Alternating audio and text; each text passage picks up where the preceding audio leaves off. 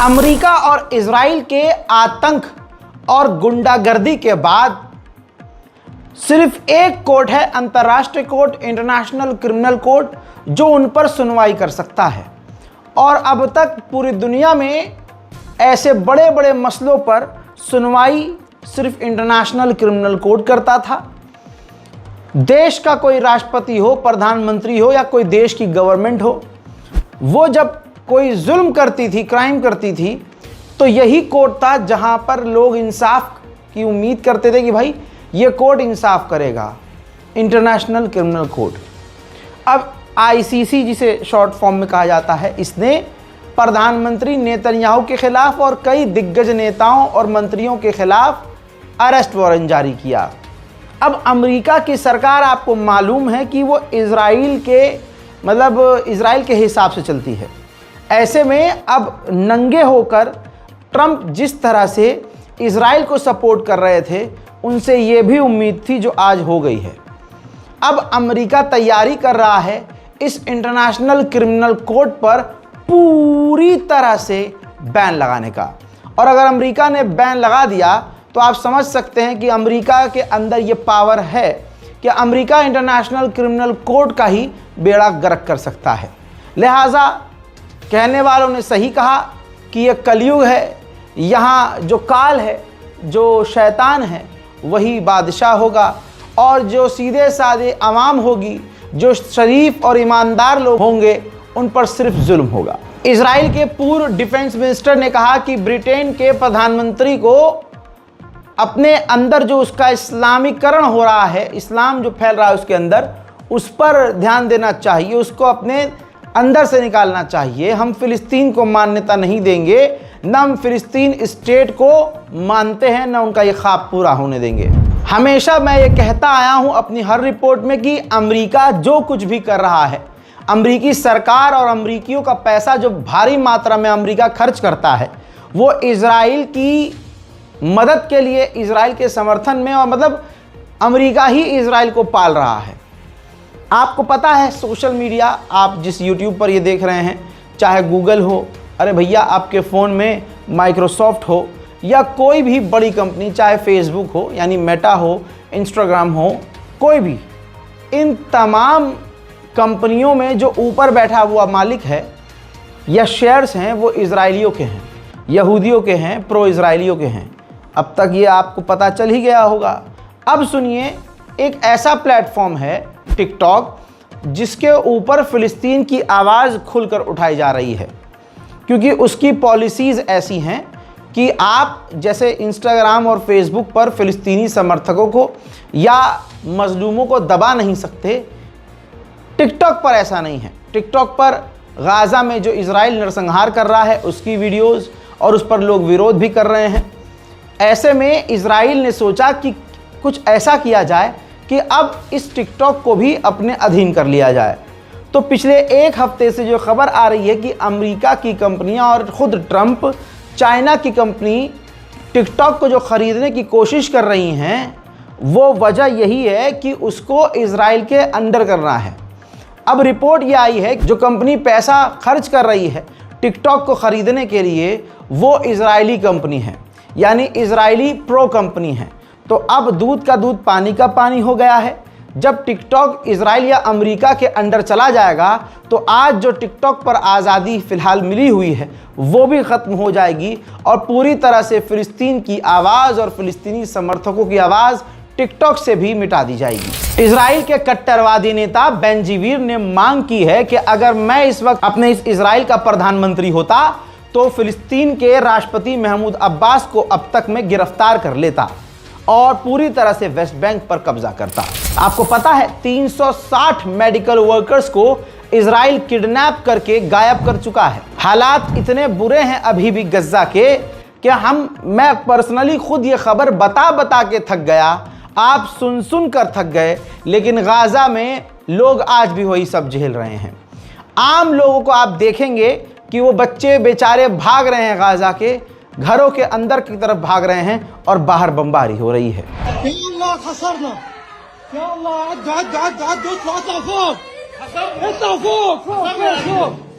اطلعوا فوق فك يلا اطلعوا فوق اطلعوا فوق. حاضر حاضر حاضر اطلعوا فوق اطلعوا فوق. ابو محمد بسرعه فوق. सिर्फ यही नहीं, पूरे गाजा में इजराइल ने आज और कल, वो तो रोज कर रहा है, लेकिन अब उसके हमले और बढ़ा दिए गए हैं क्योंकि अरब खामोश है। कतर तक वो हमला कर चुका है, सीरिया के अंदर वो घुस चुका है, लेबनान में वो ऑलरेडी घुसा हुआ है और अब फिलिस्तीन, गज़ा तो छोड़िए, वेस्ट बैंक पर भी नज़र है। तो ऐसे में इजराइल ने देखा जब दुनिया ही खामोश है तो फिर उसने गाजा पर हमले बढ़ा दिए।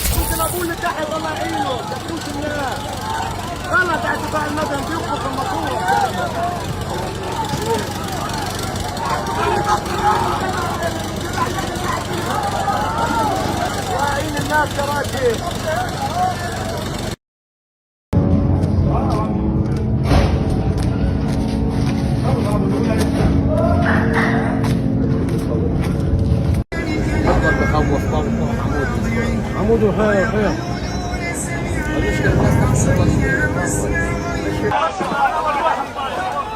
بيته جوا بيته وسيدها بيجوا فوق 30 نفر. بيته يا رب.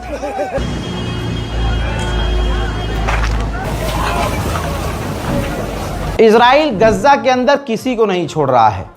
ये जो हमला आप देख रहे हैं, इजराइल ने गाजा में एक मेडिकल फैसिलिटी पर हमला किया है। गाजा के अंदर मेडिकल फैसिलिटीज़ पूरी तरह से तबाह हैं। ऐसे में बची कुची कुछ अगर क्लिनिक, मेडिकल स्टोर्स और ये समझ लीजिए जो हॉस्पिटल क्लिनिक्स हैं, इजराइल जानबूझकर उनको उड़ा रहा है ताकि गाजा के घायलों को इलाज न मिले और वो वैसे ही तड़प कर मारे जाएं। इजराइल पूरी तरह से गाजा को मिटा रहा है ताकि उसकी ज़मीन पर जल्द से जल्द कब्जा किया जाए। सेंट्रल गाजा के अंदर अब इजराइल की फ़ौज पहुंच चुकी है। इसी के साथ इजराइल ने गाजा की बची कुची बिल्डिंगों को तेज़ी से तबाह करना शुरू कर दिया है। हमले के बाद का मंजर मैं आपको दिखाना चाहूँगा।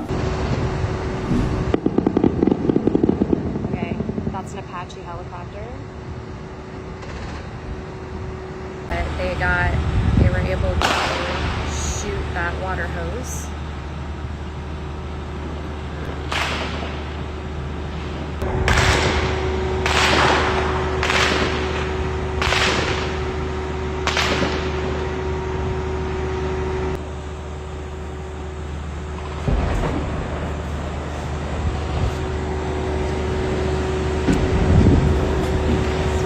For those of you who are just chiming in, I am a trauma ER nurse from Seattle, Washington. I am currently in Gaza City.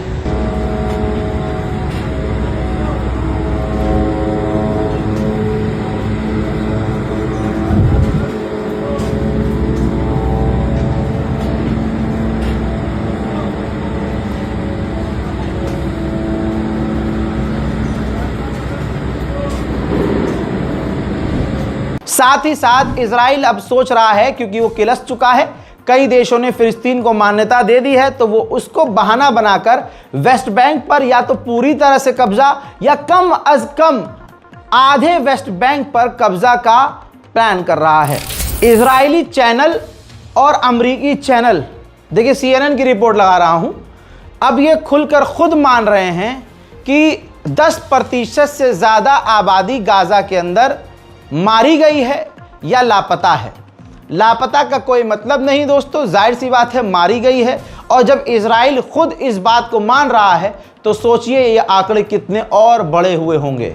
उधर इजराइल ने आखिरकार फ्लोटिला को वार्न कर दिया है कि जो फ्लोटिला काफिला गाजा की तरफ बढ़ रहा है, हम उसको गाजा के अंदर आने नहीं देंगे। खुलासा हो गया है, इजरायली अखबारों ने खुद इजराइल की पोल खोली है। आपको पता है इस दुनिया में पैसा चलता है, जंग जब कहीं होती है तो नुकसान ज़्यादा लोगों का होता है, लेकिन कुछ गिने चुने लोगों का फ़ायदा बहुत बड़ा होता है। देखिए ये जो कुछ तस्वीरें आपको नज़र आ रही हैं, ये चेहरों को पहचान लीजिए। इजराइल के अखबारों ने माना है ये अमेरिकी यहूदी बिलियनर्स हैं जो अमेरिका में रहते हैं, लाखों कंपनियों के ये मालिक हैं। पूरी दुनिया में सबसे अमीर लोगों में ये शुमार होते हैं और ख़ासकर अमेरिका के ये बिलियनर्स हैं।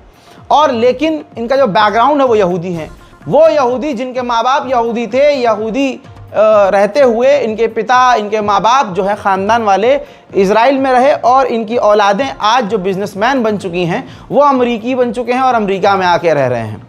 रिपोर्ट में ये माना गया है कि यही बिलियनर्स जो गिने चुने हैं यही मोटी फंडिंग कर रहे हैं और गाज़ा के अंदर जो नरसंहार हो रहा है उसका पूरा खर्चा अमेरिकी यही बिलियनर्स उठा रहे हैं। सऊदी अरब ने ऐलान किया था कि वो फ्रांस के साथ 2 स्टेट सॉल्यूशन पर मीटिंग करने वाला है। फ्रांस भी खुद इसमें इंटरेस्ट ले रहा था। अब मीटिंग कंफर्म है कि हाँ, दोनों देशों की और कई देश इसमें शामिल होंगे। तो आपको पता है अमेरिका और इजराइल इस मीटिंग को बायकॉट कर रहे हैं और अपने साथी देशों को डरा रहे हैं, धमका रहे हैं कि इस मीटिंग में 2 स्टेट सॉल्यूशन की मीटिंग में शामिल ना होना। अब ये तो जनाबे मोहम्मद बिन सलमान को समझना चाहिए, जिससे आप कल तक ख्वाब देख रहे थे नॉर्मलाइजेशन का, वो अगला इंसान नंगा होकर आपके सामने खड़ा हो रहा है। वहीं डोनाल्ड ट्रंप को हमास ने ख़त भेजा है कि 60 दिन का सीज़ फायर करने के लिए हम तैयार हैं और उसके बदले हम आधे यहूदी हॉस्टेज को रिहा करेंगे, लेकिन डोनाल्ड ट्रंप यानी आप सीज़ फायर की गारंटी लें। कल लेबनान पर जो इजराइल ने हमला किया वो हमला मैंने बताया था, जिसमें परिवार का मैंने फ़ोटो दिखाया था। खबर ये आई है, लेबनान की गवर्नमेंट ने कंफर्म किया है उस इजराइल के हमले में वो 4 लोग जो मारे गए वो चारों अमेरिकी नागरिक थे और उनमें 3 बच्चे थे। जैसों को तैसा हो रहा है। आज तक अरब मुसलमानों को मारा गया और बच्चों को ज़्यादा मारा गया, लेकिन गिनती कभी नहीं हुई। आज जो लोग मारे गए लेबनान में वो अमेरिकी हैं। जब ये पता चला तो अब ये भी गिना जा रहा है कि उनमें 3 बच्चे भी थे। लेकिन अमेरिका इजराइल के समर्थन में इतना नंगा है कि अमेरिका इस पर भी इजराइल को कुछ नहीं कहेगा। अमेरिकी एनवॉय ने कहा कि हम हिजबुल्लाह के हाथ काट रहे हैं, हिजबुल्लाह हमारा दुश्मन है, ईरान हमारा दुश्मन है, हम ईरान को पीछे खदेड़ रहे हैं ताकि हिजबुल्लाह को फंडिंग ना मिले और ये दोनों ही हमारे दुश्मन हैं। हजरात, नंगेपन की और बेगैरती की और फट्टूपन की इंतहा है। कतर में हमला हुआ, क्या कर लिया कतर ने? आप अपने दिल पर हाथ रखिए और बताइए क्या कर लिया कतर ने। अल्लाह ने जिन्हें पैसों से नवाजा है और आज दुनिया में पैसा ही सब कुछ है, ससुरे पैसे के दम पर भी कुछ नहीं कर पा रहे हैं। अब कतर पता है क्या कह रहा है?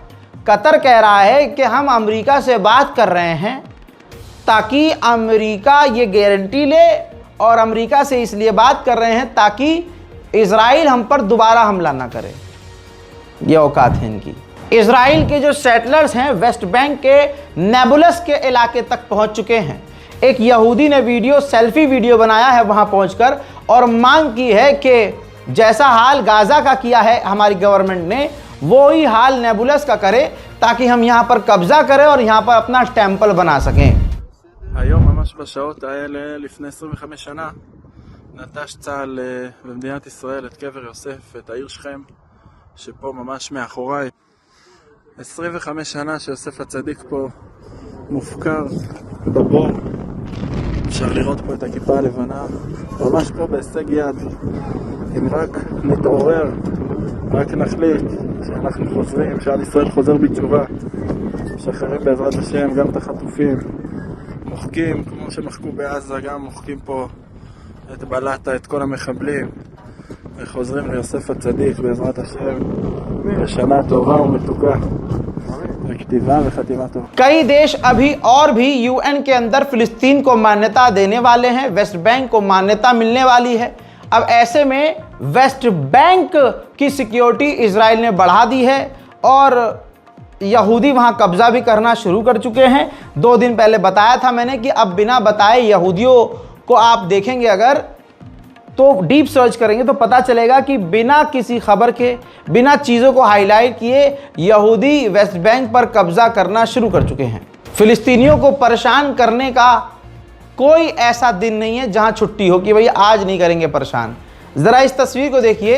इजरायली जो सेटलर्स हैं वो अपने चरवाहे यानी जो भेड़ बकरियां जानवर हैं वो फिलिस्तीन के वेस्ट बैंक के ज़मीनों पर लेके गए, जहां फिलिस्तीनियों की ज़मीन है, जहां वो खेती बाड़ी करते हैं। फिलिस्तीनियों के खेत में अपने चरवाहों को छोड़कर उनको मतलब जानवरों को छोड़ दिया फिलिस्तीनियों की ज़मीन पर, खेतों में, और उनके खेत तबाह किए जा रहे हैं। बेगैरत मुसलमान अपनी गली की मस्जिद में तो 5 टाइम छोड़िए 2 टाइम जाता नहीं है। फजर की नमाज में आप देखेंगे मस्जिद में 1 या 2 सफ हो जाए बहुत बड़ी बात है। तो ऐसे मुसलमान से आप क्या उम्मीद करेंगे कि वो हमारे पहले किबले के लिए सेंसिटिव होंगे? आई लव मोहम्मद लिखकर पोस्टर एक कंपटीशन की तरह जारी करके, जगह जगह पर आई लव मोहम्मद के पोस्टर लगवा के एक कंपटीशन लड़ना ये आसान है, लेकिन 5 वक्त की नमाज पढ़ना यह आज मुसलमानों के लिए मुश्किल है। माफ़ कीजिएगा मुसलमान भाइयों, मैं न मौलवी हूँ, ना आलिम हूँ, ना फाजिल हूँ, ना मैं आप लोगों का कोई टीचर हूँ, लेकिन जो बात पर्सनली ये मैंने फील की है कि जितनी शिद्दत से आज आई लव मोहम्मद हिंदुस्तान के मुसलमान चीख चीख कर रील पर अपलोड कर रहे हैं, इंस्टाग्राम पर अपलोड कर रहे हैं, आई लव हुजूर पाक सल्लल्लाहु अलैहि मोहम्मद लिख के गलियों के चौराहों पर पोस्टर लगा रहे हैं, यह मामला ठंडा होने के बाद वही पोस्टर ज़मीन पे गिरा होगा और इन मुसलमानों को फ़र्क नहीं पड़ेगा। मुझे पता है बहुत लोग इस बात से सहमत नहीं होंगे, चिढ़ जाएंगे, क्योंकि हमारी कौम की सबसे खूबसूरत बात यह है कि उनका ही इंसान अगर सच बोलना शुरू कर दे तो भाई साहब ये पहले मारने आते हैं, सोचते नहीं हो इस बात को कि अगले बच्चे ने कहा क्या है, मेरी औकात क्या है। लेकिन मैं इतना जानता हूं कि अल्लाह की ही ये ज़ात है जिसने मुझे इस काबिल बनाया है कि जिस दौर में कोई किसी की नहीं सुनता, मेरी लाखों लोग सुनते हैं। अब मेरा ये फ़र्ज़ बनता है कि आपके सामने मैं फैक्ट रखूं।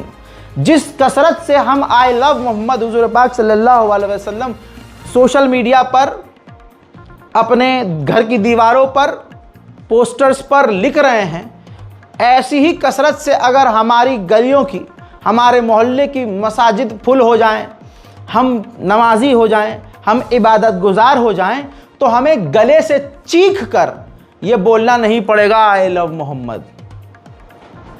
अपने किरदार से, अपने अंदाज से, अपनी गुफ्तगू से, अपने लहजे से पता चलना चाहिए कि ये मुसलमान है। सर पे टोपी, ऊंचा पजामा, और ज़रूरी नहीं है कि पेट तक की दाढ़ी हो तभी आपको इंसान मुसलमान कहे, या हुलिये से मुसलमान नहीं। मैं कहता हूँ नज़रिए से मुसलमान बनिए, मैं कहता हूँ ईमान से मुसलमान बनिए, मैं कहता हूँ दिल से, मन से मुसलमान बनिए। और इसके लिए आपको आप पोस्टर लगा रहे हो, उससे ऑब्जेक्शन नहीं है। दिक्कत यह है कि पोस्टर आज आप जिस कसरत से लगा रहे हो, आज ये पोस्टर लगाने की ज़रूरत नहीं पड़ती अगर आप नमाजी होते, अगर आपकी मस्जिदें आबाद होती, अगर आपके अंदर यूनिटी होती। अब जिन मुसलमानों के अंदर इतनी हिम्मत नहीं कि वो नमाज पढ़ें, कितने लोग जमात पे तो मजाक उड़ाया जाता है, रील्स बनाई जाती हैं, कॉमेडी की जाती है। क्या चल भाई तूने क्या नाम है तेरा, टक्कर लग गई। एक आदमी, एक रील दिखा रहा था मैं, 1-2-3 लोग जा रहे थे, उस पर एक नौजवान लड़का टकरा जाता है कंधे से कंधा, वो कहता हाँ भाई दिख के नहीं चल रहा, क्या नाम है तेरा? बोलता हाँ लिख ले, गुलफाम नाम है मेरा। हाँ गुलफाम, बाप का नाम बोल। हाँ फहद। अच्छा गुलफाम वल फहद मुबारक हो, 40 दिन की जमात में चलोगे। उसे टांग के ले जाते हैं।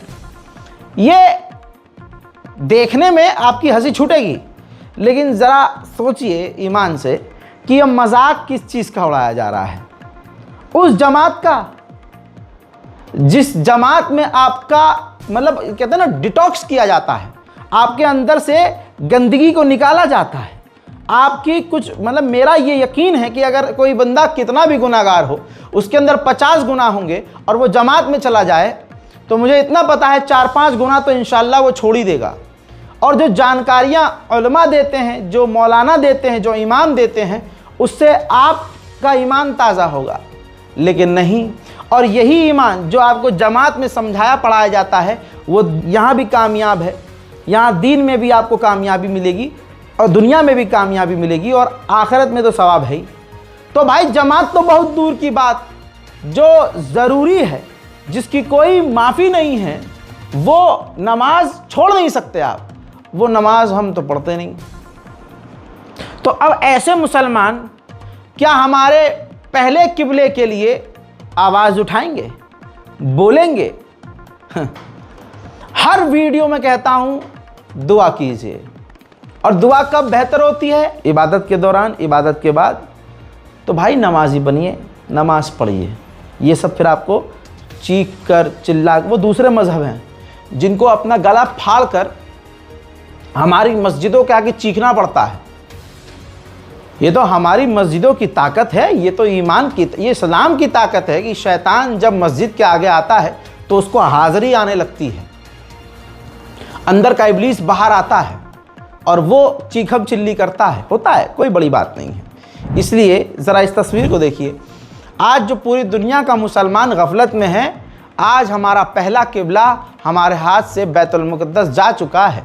फ़िलिस्तीनियों के इलाके में तो यहूदी जा ही रहे हैं, हज़ारों की मात्रा में रोज़। ये देखिए बैतुल मुक़द्दस में घुसपैठ हो रही है। हज़रात, मैंने बहुत सारी चीज़ें बोल दी हैं, अगर किसी को बुरा लगे तो माफ़ कीजिएगा। मैं आपका मामला आपके ऊपर और अल्लाह के बीच में छोड़ता हूँ। मेरा जो काम था मैंने कर दिया है। अपने वीडियोस के ज़रिए, अपने इस रिपोर्ट के ज़रिए मैं जितने पैगाम देना चाहता हूँ खबरों के बीच देता हूँ। अगर किसी को बुरा लग रहा है तो मुझे माफ़ कीजिएगा। जय हिंद।